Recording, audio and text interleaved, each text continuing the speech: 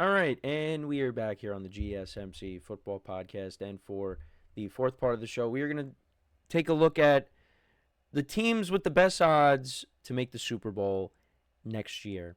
So I guess we'll take a look at DraftKings. So the Eagles have the best odds right now. They are at plus 600. The Chiefs are at plus 700. The Bills are at plus 700. And the Ravens are also at plus 700. Lions are at plus 1,000. The 49ers are at plus 1,600. Commanders and Packers are plus 1,800. The Bengals are plus 2,000. The Chargers and the Rams are both plus 2,800, so both LA teams. Texans are plus 3,000. The Buccaneers and the Broncos have the same odds, plus 3,500. The Vikings and the Bears are both plus 4,000. That's interesting that they both have the same odds. You got 5 teams at plus 6,500. The Seahawks, the Steelers, the Dolphins, the Cowboys, and the Falcons. And I'm not really going to go any further than that. But, yeah, so let's take a look at the teams that have the best odds. So you got the Eagles. Right now, according to DraftKings, they have the best odds. Then you got the Chiefs, the Bills, the Ravens, the Lions, 49ers. Look, the Eagles next year, you figure, everyone's coming back, pretty much. Other than Kellen Moore, everybody is going to be back next year. And you got this young defense with the 2 young corners and, on the defensive line. I think Zach Bond was only a 1-year deal, but, you figure they're going to try to bring him back, right? Unless he's going to get a big payday, because I think he was only brought in on a 1-year deal. But you figure you're going to have everybody back. You got this incredible supporting cast for Jalen Hurts on offense. They're going to be right there next year. And the Chiefs, the same thing. I expect them to be in the AFC Championship game again next year because that's just what happens. And now they're going to be motivated because of how they were embarrassed in this Super Bowl.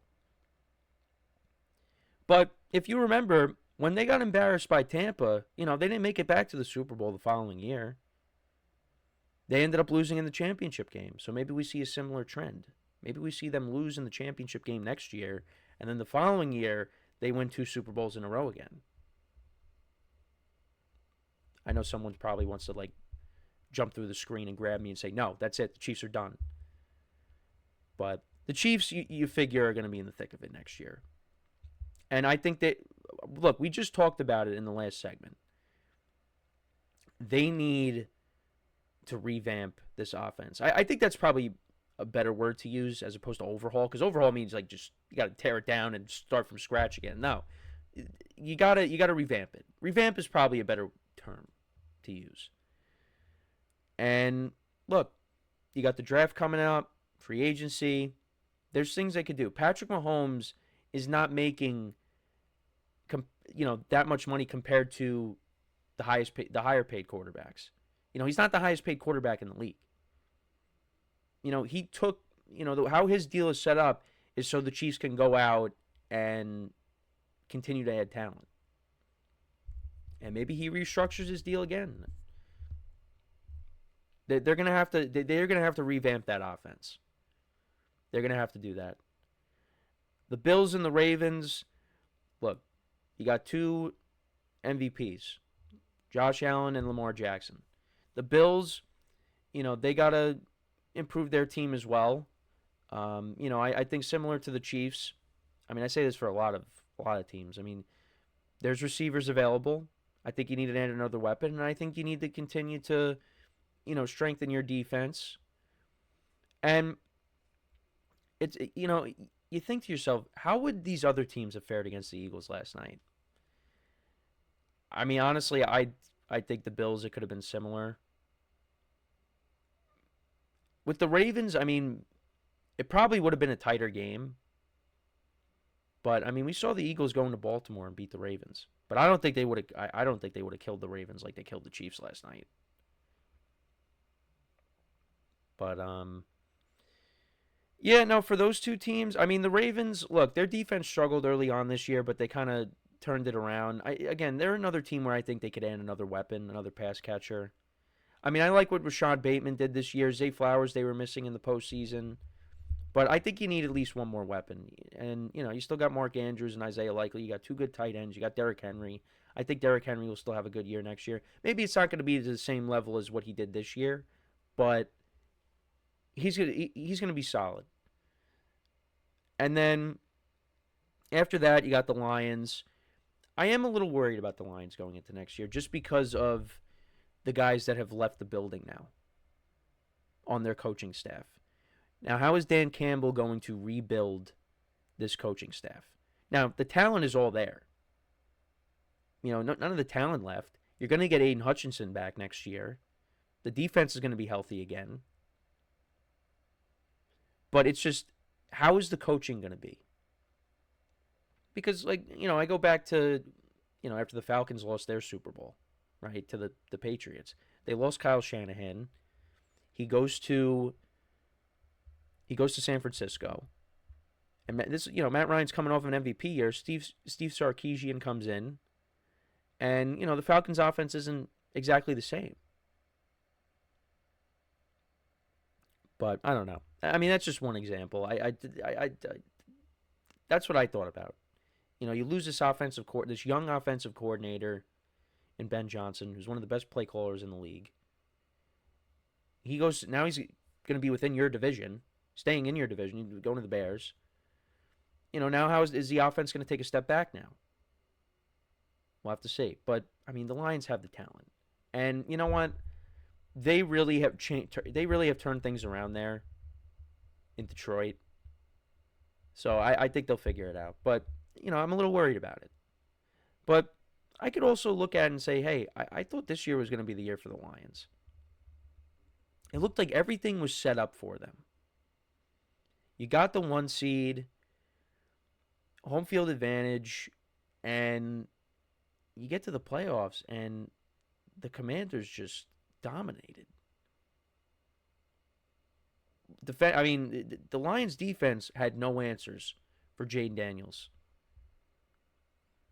And now you lost a lot of the guys on your coaching staff. Like I said, how is that going to impact the team? I mean, that concerns me a little bit. I think they still have the window open, but I'm concerned. 49ers, look, this was one of those throw this year out the window years. Throw it out the window. Because they had a ton of injuries. And I think a healthy 49ers squad next year, they're going to be back near the top. Now, another thing that we'll talk about this week is that supposedly Deebo Samuel wants out. So they could be trading him this offseason.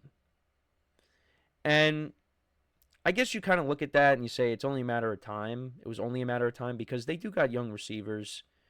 They got Ricky Pearsall on a rookie deal. Jawan Jennings, he's he's taken on a bigger role these last couple of years. And, he had some big games this year. You got Brandon Ayuk coming back. And Deebo had a rough year. So, yeah, maybe it's wise for them to move off of him. But, yeah, if you could get guys back healthy, McCaffrey comes back healthy, Ayuk, Purdy got banged up at the end of the year. The defense, Bosa was banged up. These guys all come back healthy next year. This 49ers team could still be good. And, we'll see what they end up doing with Brock Purdy, how they handle his contract situation. Because I would not pay Brock Purdy $60 million. I just wouldn't do it. But maybe they could work something out. And then you got the Commanders. The Packers are plus 1,800. Look, the Packers, I was disappointed with them. And it's funny, the Packers, they probably played the best game against the Eagles in the playoffs.